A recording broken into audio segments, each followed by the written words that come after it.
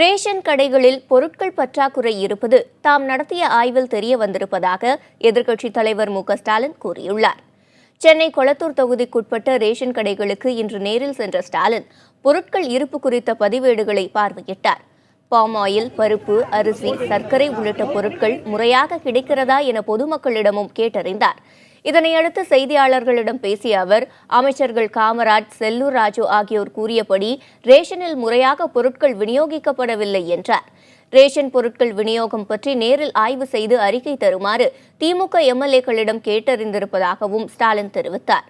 ஒரு வாரத்திற்குள் பிரச்சினையை சரி செய்ய அரசு நடவடிக்கை எடுக்கவில்லை எனில் ரேஷன் கடைகள் முன் திமுக சார்பில் போராட்டம் நடத்தப்படும் என்றும் ஸ்டாலின் தெரிவித்தார். ஆதாரங்களோடு, அதாவது கடையில் இருக்கக்கூடிய ஊழியர்கள் ரெஜிஸ்டர் செய்யக்கூடிய நோட்டு புத்தகத்தை எடுத்து இடத்தில் காட்டினார்கள். டிசம்பர் மாதம்தான் பாமாயில் வந்திருக்கிறது. அதேபோல பருப்பும் ஜனவரி மாதத்தில் தான் வந்திருக்கிறது. அதுவும் குறைவாகத்தான் கொடுத்திருக்கிறார்கள் என்பதை ஆதாரத்தோடு இடத்தில் எடுத்து காட்டியிருக்கிறார்கள்.